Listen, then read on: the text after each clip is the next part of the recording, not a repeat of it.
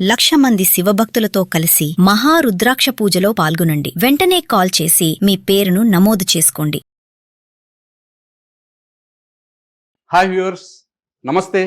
నేను మీ Yadagiri, financial advisor. Welcome to Suman TV.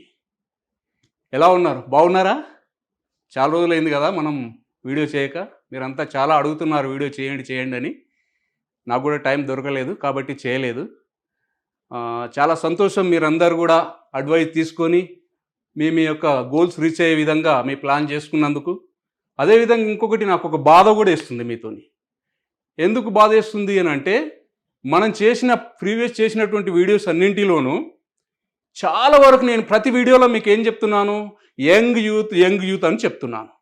కానీ యంగ్ యూత్ ఎక్కడ కనెక్ట్ అవుతున్నారు? యంగ్ యూత్ అనేవాళ్ళు ఒక 10% కూడా నాతో కనెక్ట్ అవ్వట్లేదు. ఏజ్ గ్రూప్ 25 to 35 వాళ్ళు ఒక 10% కూడా నాతో కనెక్ట్ అవ్వలేదు. అదేవిధంగా 35 to 50 years వాళ్ళు ఒక 30% నాకు కనెక్ట్ అవ్వడం జరిగింది. వాళ్ళకు కూడా ప్లాన్స్ ఇవ్వడం జరిగింది, దాని ప్రకారంగా వాళ్ళు చేసుకోవడం జరిగింది.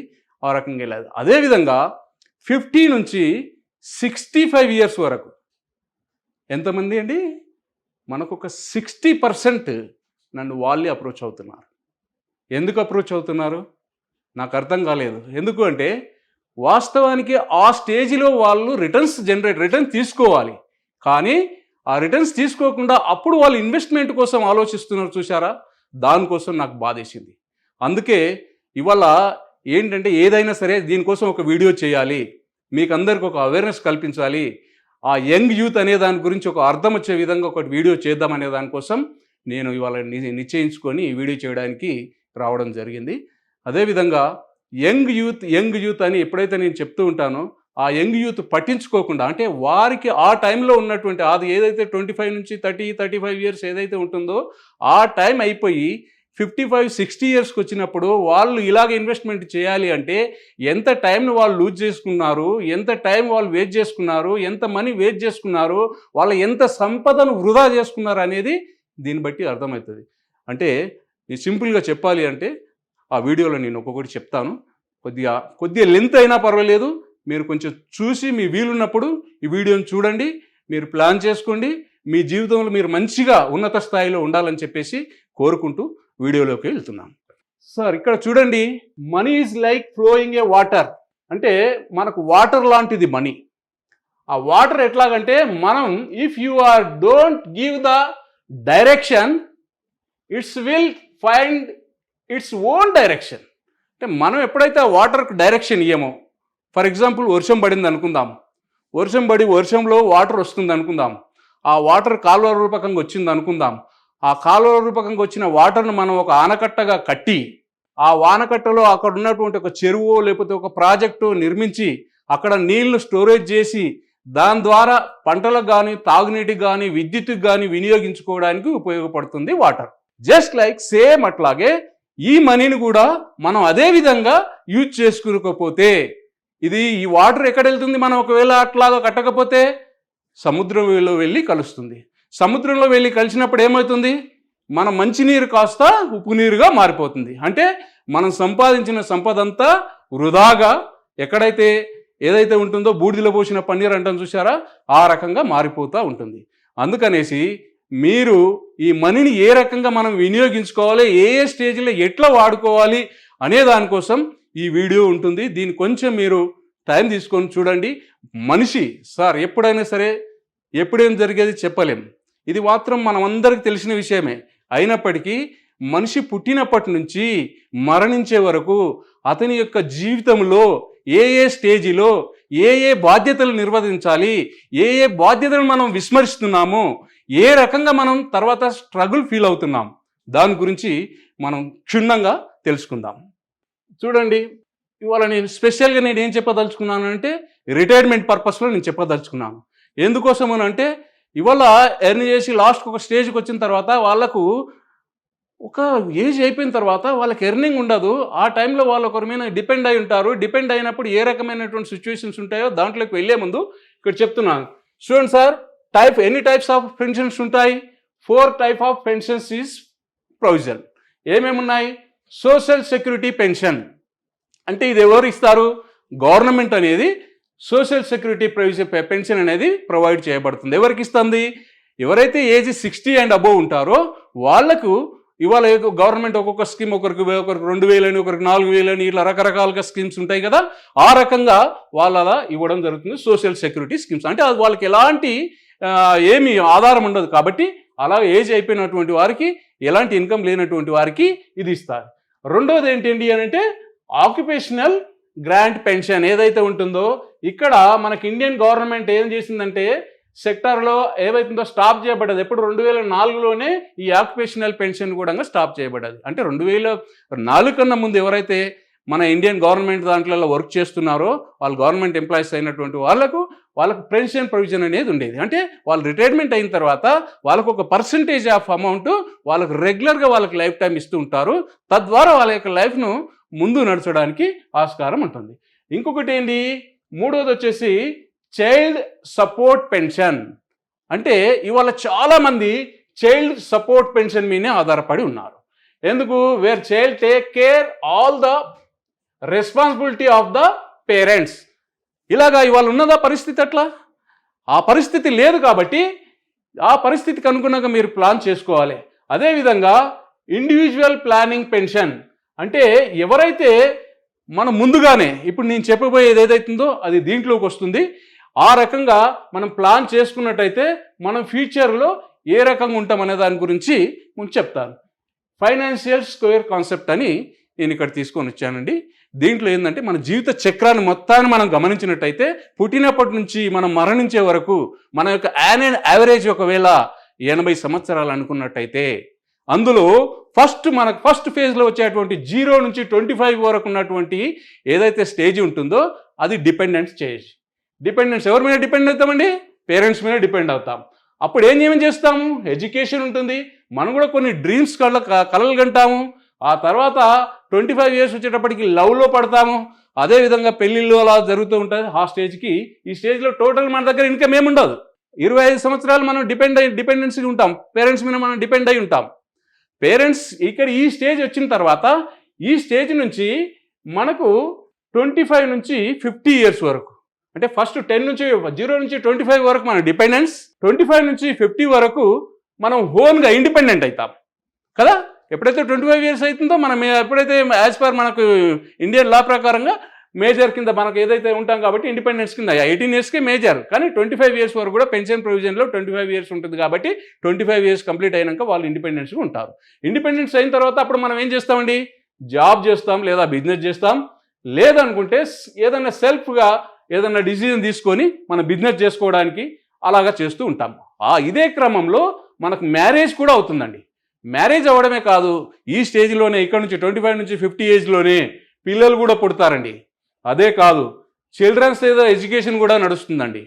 అదేవిధంగా అప్పుడు మనం ఒక కొత్త ఇల్లు కొనుక్కోవాలనో, లేదా కొత్త కారు కొనుక్కోవాలనో, లేదా టూర్స్కి వెళ్ళాలనో ప్లానింగ్ చేస్తాం. ఇక్కడ ఈ స్టేజ్లో ఇవన్నీ ఏది 25 నుంచి 50లో ఇవే ప్లాన్ చేస్తాం. కానీ మనం ఏది సేవింగ్ చేయము, మనం ఒక ఇన్వెస్ట్మెంట్ చేయము, మనం ఏమి చేయము. కానీ వచ్చింది కదా ఇవాళ మనకు ఒక మంచి దాంట్లో ఉన్నాం కాబట్టి దీన్ని ఏ రకంగా మనం స్పెండ్ చేయాలనే దాని మీద ఈ రకంగా వెళ్తూ ఉంటామండి. ఇలాగ వెళ్ళిన తర్వాత ఆ స్టేజ్ అయిపోయిన తర్వాత ఎప్పుడైతే మనకు 50కి వస్తామో 50 నుంచి 60 వరకు ఏమైతుంటాయి? ఇక్కడ ఆల్రెడీ మనం డిపెండెన్స్ ఉన్నాం. ఇక్కడ నుంచి మనం ఇండిపెండెంట్ అయ్యి మనం జాబ్ చేస్తూ పెళ్లి చేసుకొని పిల్లలు కానీ వాళ్ళకి ఎడ్యుకేషన్స్ ఇస్తూ ఆ రకంగా దీంట్లో ఏదో ఒక కలలు కనుక్కుంటా ఒక కొత్త ఇల్లు కావాలి, కొత్త కారు కావాలి, లేదా ఒక టూర్స్ వెళ్ళాలనే దాంట్లో వెళ్ళిపోతుంటాం. అక్కడ నుంచి ఇక్కడ స్టార్ట్ అవుతుంది మనకు బడన్. ఇక్కడ 50 నుంచి 60 ఇయర్స్ ఏదైతే ఉంటుందో మనకు అవుట్ఫ్లో ఉంటుంది. ఏదైతే ఉందో సంపాదించిన సంపాదన ఇప్పుడు బయటికి వెళ్ళడం జరుగుతుంది. ఏమవుతుంది? ఇప్పుడు ఇక్కడ మనకు చిల్డ్రన్స్ మ్యారేజ్ చేయాలి. మనకు అప్పుడు 50 ఇయర్స్ వస్తాయి, పిల్లలకు కూడా 20-25 ఇయర్స్ వస్తాయి కదా. ఆ టైంలో పిల్లల మ్యారేజ్ కోసం చూస్తాం, పిల్లలను సెటిల్ చేయాలని చూస్తాం, పిల్లల హయ్యర్ ఎడ్యుకేషన్ కోసం చూస్తూ ఉంటాం. అదేవిధంగా చైల్డ్ ఏదైతే ఉంటుందో వాళ్ళకు ఏదైతే బేబీ వాళ్ళకి ఎవరైతే ఉంటారో వారి కోసం చూస్తాం. తర్వాత ఫారెన్ టూర్స్ కోసం మనం ఇక్కడ చూస్తూ ఉంటాం. అంటే ఇక్కడ ఈ స్టేజ్కి వచ్చేటప్పటికి ఇవన్నీ బర్డన్స్ ఇక్కడ కనపడతాయి, మన ముందు ఉంటాయి. ఇవన్నీ ఎవరికి? పిల్లల కోసం పెళ్ళిళ్ళు చేయాలి, చిల్డ్రన్ సెటిల్ చేయాలి, హైయర్ ఎడ్యుకేషన్కి ఇవ్వాలి, లేదా వీళ్ళని ఏ రకంగా చూడాలనేటువంటి ఈ బాధ్యతలు అనేవి ఇక్కడ ఉంటాయి మనకు. ఈ బాధ్యతలు అనేవి ఉంటాయి. ఈ బాధ్యతలు మనం మామూలుగా నెరవేర్చేస్తాం, ఏదో ఒక కష్టపడి నెరవేర్చేస్తాం. నెరవేర్చిన తర్వాత ఏదైతే ఉంటుందో దీంట్లో ఇక్కడ 60 నుంచి 80 ఇయర్స్ మనిషికి ఎప్పుడేం జరిగేది చెప్పలేమండి, ఫస్ట్ చెప్తున్నాను నేను. కానీ ఒక యావరేజ్గా మనం మన యొక్క లైఫ్ స్పాన్ చూసినట్టయితే 80 ఏళ్ళు ఇవాళ ఉన్నటువంటి మెడికల్ కండిషన్ల ప్రకారంగా ఇవాళ 80 ఏళ్ళు బతికేటువంటి స్కోప్ ఉంది మనిషి. కాబట్టి ఇక్కడ మనం ఏదైతే డిపెండెన్స్ నుంచి పెళ్ళయ్యి తర్వాత ఇక్కడ ఉన్నటువంటి బాధ్యతలన్నీ మనం నిర్వర్తించి ఇక్కడ 60కి వస్తాం చూసారా, ఇక్కడికి వచ్చినాక తెలుస్తుంది మనకు. ఇక్కడ ఏమవుతుంది, ఏజ్ 60కి వస్తుంది, మైండ్ పనిచేస్తుంది, బాడీ పనిచేయదు. ఇక్కడ మనం పనిచేయాలన్నా బాడీ సహకరించదు. ఈ ఏజ్ నుంచి 80 ఏళ్ళ వరకు మనం ఏమి ప్లాన్ చేయనప్పుడైతే ఇక్కడ ఏమవుతాం, రిటైర్డ్ అయిపోతాం. ఇక్కడ మనం ఏమవుతాం, డిపెండెంట్గా ఉంటామండి. ఎవరి మీద డిపెండెంట్ ఉంటామండి, చైల్డ్స్ మీద డిపెండ్ ఉంటాం. ఇక్కడ నో ఇన్కమ్, ఇక్కడ ఏమంది, ఇక్కడ నో రెస్పెక్ట్. ఇక్కడ మనకి ఏదైతే ఇన్కమ్ లేకపోతే ఎప్పుడైనా రెస్పెక్ట్ ఉంటుందా, రెస్పెక్ట్ అనేది ఉండదు. అంటే కొన్ని సందర్భాలు ఉండొచ్చు, కొంతమందికి నేను అందరినీ నేను అందరినీ కల్పన ఒకే దగ్గర రాను. ఇవాళ నడుస్తున్న ట్రెండ్కి అనుగుణంగా, ఇవాళ ఏదైతే సమాజంలో నడుస్తుందో దానికి అనుగుణంగా నేను మాట్లాడుతున్నా. ఇవాళ ఈ స్టేజ్కి వచ్చినాక కూడా ఇక్కడ నేను ఒక మూడు చూపించాను. ఒకటి రోప్, ఒకటి ల్యాడర్, ఒకటి వచ్చేసి ఇక్కడ లిఫ్ట్ కింద నేను చూపించాను. ఇక్కడ ఏంటి అంటే రోప్ అనేటువంటి వాళ్ళు స్టిల్ వాళ్ళు కష్టపడుతూనే ఉంటారండి. ఇక్కడ ఇది అయిపోతుంది, వాళ్ళు సెటిల్ చేసిన తర్వాత కూడా వాళ్ళకి ఎలాంటి ఏమి ఆధారం ఉండదు, వాళ్ళకి ఎవరు సపోర్ట్ ఇవ్వరు. ఇక్కడ కూడా వాళ్ళు స్టిల్ కష్టపడుతుంటారు. ఈ కష్టపడాలంటే రోల్, ఇప్పుడు ఒక బిల్డింగ్ నిర్మించామనుకోండి, ఒక 5-6 అంతస్తుల బిల్డింగ్ నిర్మిస్తే దాని బేస్గా మనం మెట్లు అనేవి ఉంటాయి కదా, దాంతోపాటు లిఫ్ట్ను కూడా పెట్టుకుంటాం కదా.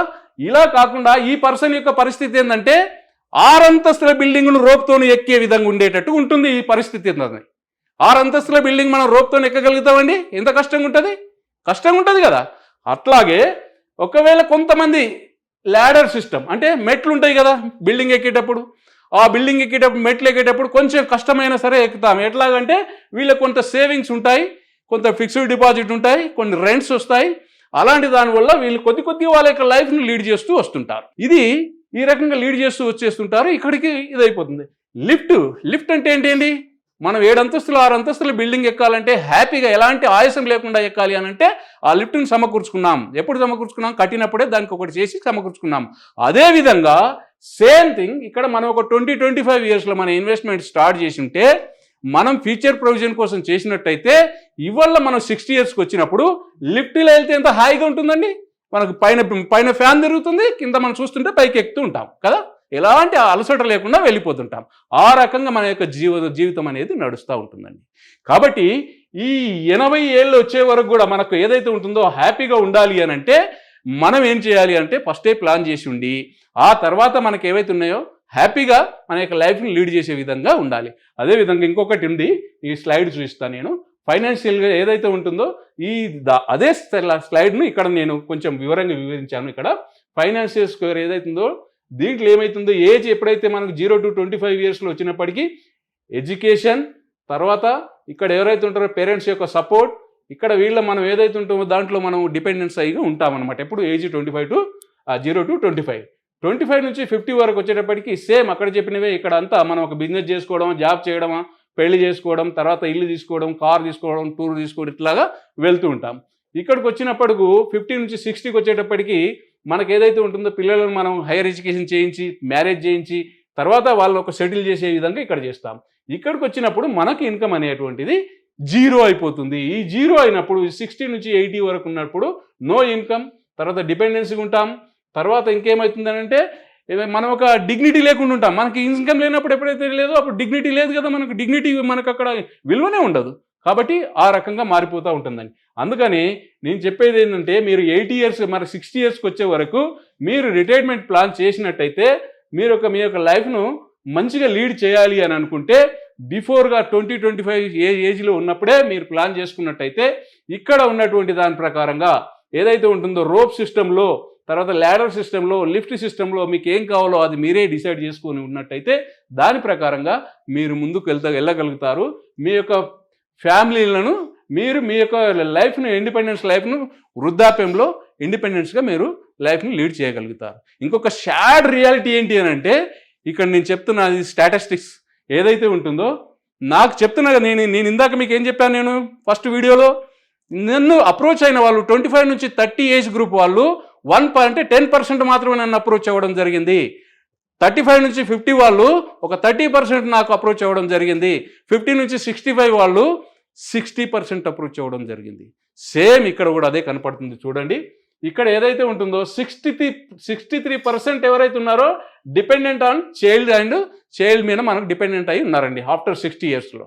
63% మా చైల్డ్ చూసుకుంటున్నా అంటే మా పిల్లలు నన్ను చూసుకుంటారు అనేదానికి అలాగున్నారు. 23% స్టిల్ వర్కింగ్ అనమాట. వాళ్ళు ఇంకా వాళ్ళు సర్వైవల్ కావాలంటే వర్క్ చేయాలి.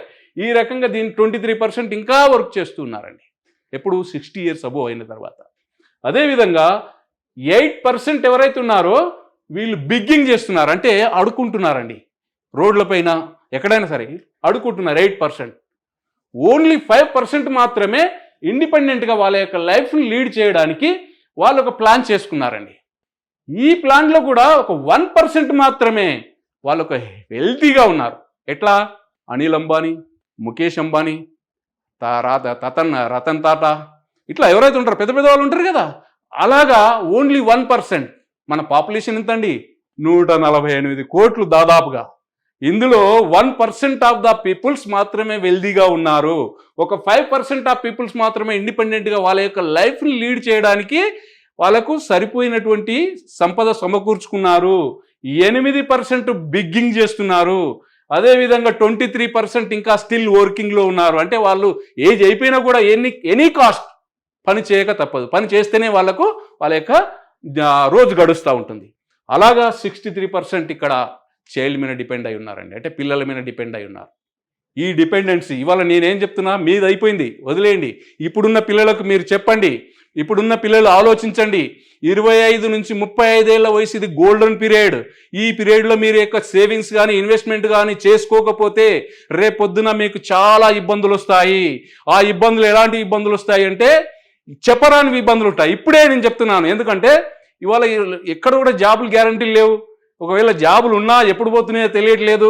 అలాంటి సిచ్యువేషన్లో మీరు సంపాదిస్తున్నప్పుడు మీరు పక్కకేసుకోకపోతే మీరు పరిశాన్ అవ్వక తప్పదు. కాబట్టి ఇది ఖచ్చితంగా మీరు దీని గురించి ఒకసారి ఆలోచించండి.